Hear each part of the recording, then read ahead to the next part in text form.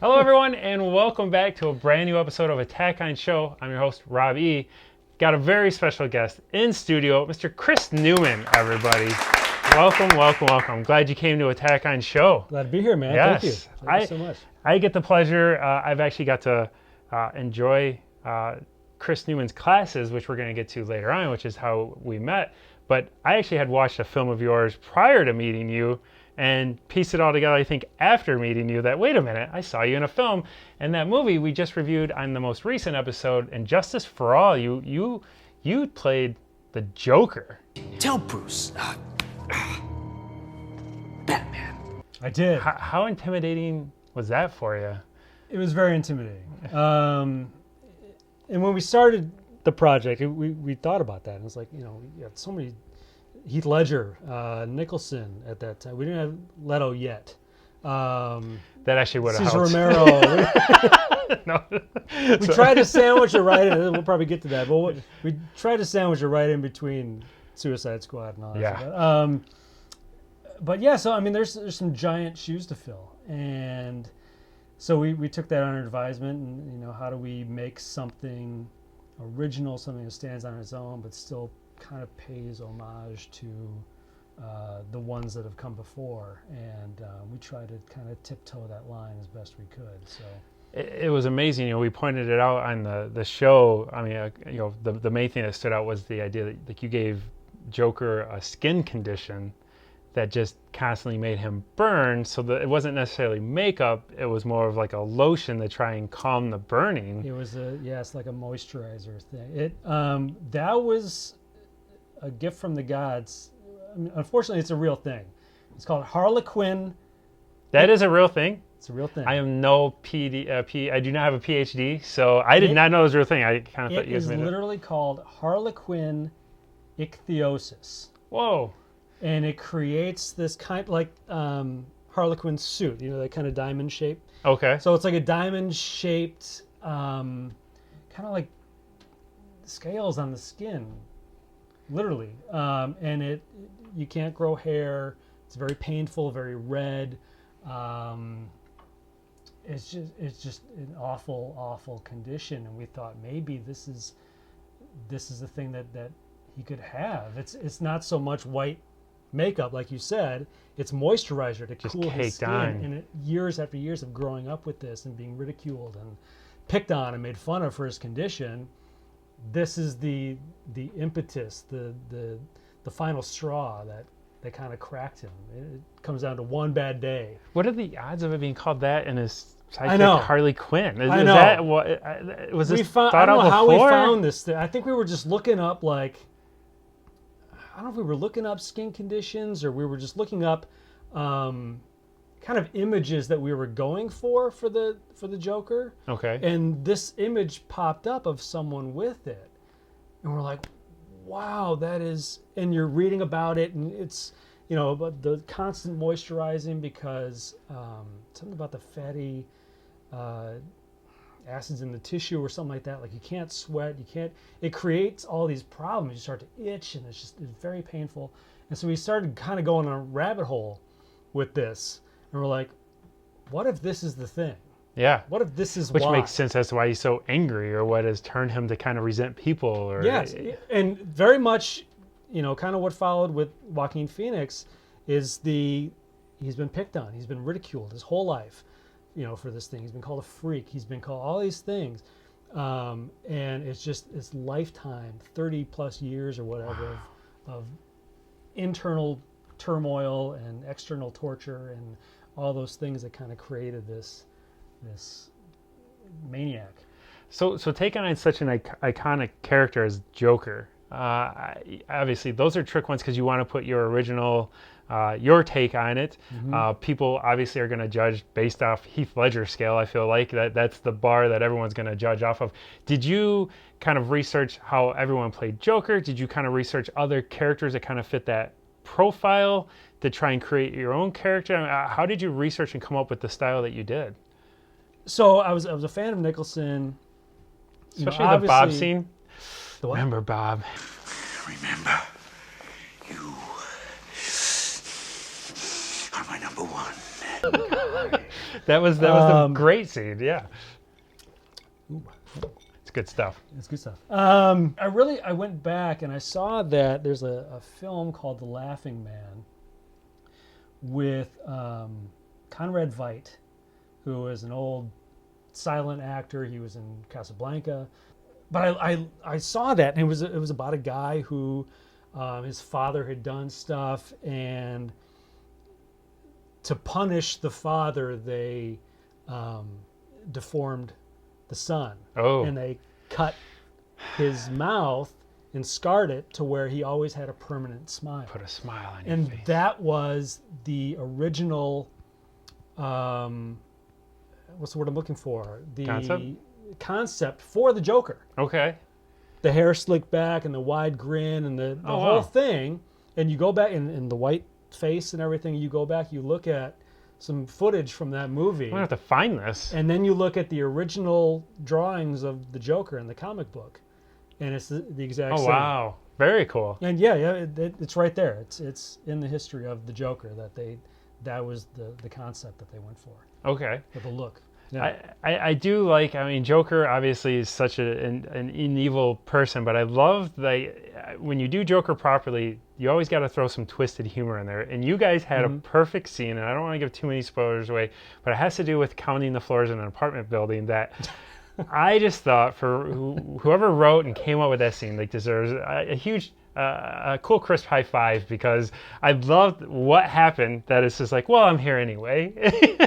And it's a dark scene, though. I mean, to play that, is it tricky to walk that line as a character like that, where you're an evil person, but you're grinning about what you get to do? I mean, that's kind of dark, very dark. It was very dark, and that's kind of what we were going for. Was something super dark. But yeah, it was, again, we had to tiptoe that line of, the comic world, but also like getting into horror a little bit. And where can we need to have some laughs? We need to have we need the laugh. We need the Joker laugh. Where can we put that? And where and we decided that the mouth was not like a lipstick thing. Yeah. It was blood. Yeah. I love that twist. I didn't know if we should spoil that, but I do love that it's just blood, and you guys can find out how that blood gets on your And that lips. went through some changes. That was going to be some other stuff too. But I love the way it turned out. So yeah. It turned out pretty well. But yeah, the counting the floors thing, that was a joke. Donovan Darius, he was our head writer, producer. He was the man. So he came up with that concept that he gets the wrong floor. Joker is tracking down Catwoman, and he thinks he's got her dead to rights where she lives, and he tracks... Counted wrong. He's outside trying to count the windows, and it's a fabulous scene. I think another notable, we want to mention Erica Hovland, who plays Harley Quinn. We did mention her in the last episode as well. Does a fantastic job in it. Erica, award-winning actress, Erica Hovland. Yes, fantastic. So definitely, we said it before, we'll say it again. Make sure you go see Injustice for All, which you can catch on YouTube. The link is also below, but don't click it yet, because we got a lot more to go. One thing I do want to touch on, we won't dive too deeply into it, but I do have to say I am very jealous of you, because you got to be right next to my man crush, Batman v Superman. You did a scene with Ben Affleck. Greg, why hasn't he been getting our checks? He is, Mr. Wayne. He gets a check from the Victims Fund every month. He returns them. And I have to touch on that with this. Is he as handsome in person as he is on screen? Even more. Even more, Even man. more handsome. Yeah. Life goals. Now, how was that being on set for the film? That was a huge, obviously huge film being done here in Detroit. Yeah. I stood in line for a whole day just to be an extra. I mean, you had lines and right there with Ben Affleck. That's a wild story. Yeah. So this was, we had the film incentives here, and there was a buzz, there was a whisper, there was rumors that the Batman Superman movie was going to be filmed here. But we didn't call it that. It was called something else. They had a code name for Blue Harvest. I won't even say what it was. But because I don't know if my non-disclosure agreement still is binding. But so we all auditioned for it. And we got these sides, and I went in, I think, for a cop. And it was probably October, early November of 2014 or something. So months passed. Oh wow, is that long? Months. We're into April of 2015. My agent he texts me and he says, "Hey man, they really want you for the Batman thing. They're just trying to figure out where." I was like, oh, okay. And then I was in Pittsburgh on an audition with Donovan Darius, writer of Injustice for All. Auditioning for another film, and I got the call like on the way back, like you got it. Wow. Did they tell you at that time like you're gonna be in this scene, or was it No, still kind of like you got they said you got Batman Superman. I said great. As what? When do I try on my cape and cowl? What as as Superman? No. But it was like as what? And he was you're an accountant. I'm like, that's awesome. I didn't audition for that. So I like years later, I'm watching Watchmen. It was a dummy scene from Watchmen that they had us audition with because the script was so under lock and key. I didn't get my sides until the night before. I had to go to set. And it was a Watchmen scene? It was a Watchmen scene that we auditioned with. Yeah. No kidding. Yeah. Oh, Zack Snyder. So yeah. But you had a funny story about your scene with Ben Affleck. Was there something like he tried to just kind of throw you off for a quick second? You want to share that? Yeah, it was. It was really cool. Kind of getting to see his process. As actors, we're always kind of looking for things, and he was just in it. He was just in the zone 100% of the time. There were times where he'd go behind the camera as the director and amazing. Kind of see what the shot is and kind of talk to Zach about that. But when it was time to start shooting, he was 100% in the zone, and he had to be kind of angry for this scene. And we had done the scene. I was there probably 6 hours. We did 11 setups. I mean, for that it moved. So we had done pretty much everything, and we were doing kind of insert of the checks, and I flubbed for the first time. I kind of flubbed the line, and we fumbled, and we got through it. There's no audio, so right? It didn't matter. But we're still doing the lines just for movement. Yeah, he threw out. You can say it. I can bleep it. Can out. I say it? Yeah. Oh yeah. Do All it. right. We bleep it. It's fine. So we're doing the thing, and I screwed up as his accountant. I screwed up. I should have alerted him as to this issue, and he called me a fucking moron. And I get that on a T-shirt. Ben Affleck called me a fucking moron. I think that'd be a fantastic shirt. Yeah. Anytime I'm accused of something or someone calls me, my immediate reaction is to laugh. Yeah. It's the funniest thing in the world to me. So I started laughing, and it was kind of broke up That's awesome. the tension there. But yeah, that was a fun shoot, man. The 8-year-old in me totally geeked out. I don't know how it took you that long to flub. I don't know. I could have gotten a word out like first take if it was like go ahead. Like, it was. I love you. It took some rehearsals to get the scene where it needed to go, because it started kind of in the middle, and I was like, well, wait, what? Yeah. There needs to be a beginning of this thing. Every and time kind this is on TNT, I point you out to my family like that. And then this is a good segue is I went and took your acting for film class at Goteri Arts. So every time that's on TV, I'm like, Abby, there's my acting coach. I call you my acting coach. It sounds cool. That's good. Right? Yeah. But yeah, so you teach at Goteri Arts currently right now, and you guys are still going forward doing it remote teaching with COVID has to make everything change. You guys continue on. I was lucky, I went to the class prior to all of it, and that's where we got to meet and get to know each other more. And the classes were amazing. I can't say enough. I never did anything like that. I had never done really any acting. I did this, which is I'm in the safety net of my own studio. But I laugh and I tell everybody the story is I took this class, acting for film 1, and I'm thinking, man, by the end of this, like I hope I can like get a monologue. And you send the assignment out on Saturday for class on Monday, or I think it might even Sunday, and it's prepare a 3-minute monologue for day 1. And I like my pants when I got that email. I'm like I thought this would be the end of the class. And I tell you, if you've not taken an acting class, you're interested in acting, I highly recommend Goteri Arts, especially your class. you really helped me crack through a lot of my shell, and you pointed out things that I know I do wrong. You even picked up on my I have a hard time not smiling when I'm trying to act, and you called me out for it. But yeah, why don't you tell everybody a little bit more about the classes you actually offer that Acting for Film 2, which is an advanced class. I want to say a few things about the classes that you have to offer, or Absolutely. kind of some things you go through. Yeah, it's I've been teaching at Goteri Creative Arts, which is located in Ferndale, Michigan, for about 3 years now, and I love it. I just love working with actors. Years ago I worked with a group of actors. We would just come in, we'd work on monologues, we'd work on scenes, we'd work on auditions if we had any, and we'd all just kind of work together and try to find that sweet spot of an audition, you know. And from there, that's kind of where my audition technique was born. I teach an audition technique class, and it's very much on camera, because if you don't have a working knowledge of what you're doing, Yes. and what it looks like on the frame, then you're not going to know what you're doing in the audition room. And so that was a big thing, and that was something I didn't really,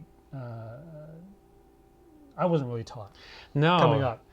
And so it's just so important. You need to know what you're doing. And so that's kind of where the audition technique class came from. And then from there, we grew into diving deeper into the script. And so we have a character analysis scene study course, which is labeled Film 2. It's not really a step ladder. Oh, okay. It's just kind of based on where you are. And so if you're auditioning a lot and you're booking a lot and everything, great. Let's take the scene study if you want to dive deeper.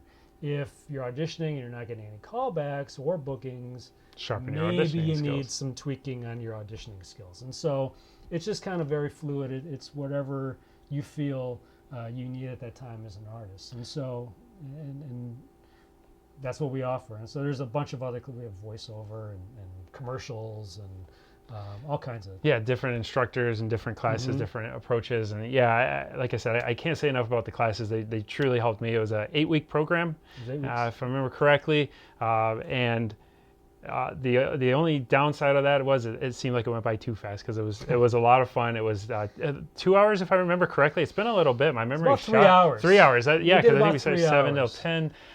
But I tell you, they just went by that fast. It never felt, there was never downtime, but I do appreciate it. It was great to have a classroom and all kind of going through this at the same time. And it's nice because I love the idea that you recorded us and then we all watched them together. So you also kind of get like a round table effect as far as different opinions. And it really helped me to start a approach for these auditions. And I tell you, they were invaluable. It definitely was worth every single penny, and I really appreciated it. So I appreciate that. I'm happy to it spawned into a friendship. Look at this. So, but yeah, definitely go check out Goteri Arts. The website's just Goteri Arts. He's got a Facebook page. GoteriCreativeArts.com. Yeah, there's a Facebook page. There's Instagram. The website itself. Yeah, so we're hoping to get back to live classes, but we're crushing it on Zoom, and yeah, so awesome. We got the links below, but again, don't click yet because I'm not going to let you go yet, Chris. We have one last segment. That's the most important segment we got to finish up. Okay. We got to go through the 5 questions to see if you achieve attacker status. All right.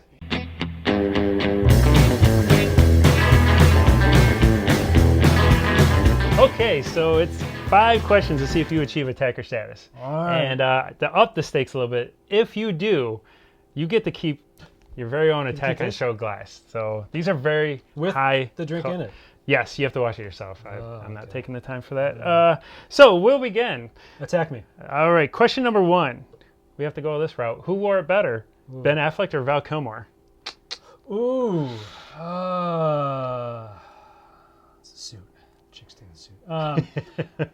I gotta go Affleck. Sorry, I'm biased. It's got that chest. That thing. I do like that Batman costume far better than that. It's so bad. I'm actually really disappointed they're getting rid of it because it's just so mean looking. Yeah. It's imposing. No, you win. All right, that's it. Thank you. So you get that one. You're 1 for 1. See, this is going to be a cakewalk. Number 2. Would you rather serve a Saturday suspension with the Breakfast Club or spend a day off with Ferris? I gotta go Ferris. Ferris, That's my favorite movie of all time. Although I did do a lot of detention. Would you get on the parade? Would you get up on the float? And At that, if I was 18, Yeah? you bet I would. I'd be right up there. that would have been a lot of fun. Yeah. All right. Which concert would you rather attend? Stillwater or Wild Stallions? Oh, I gotta go Stillwater. Stillwater. I'm a classic rock guy. The Wild Stallions going to I save know, the yeah. But see, they don't know how to play the instruments yet.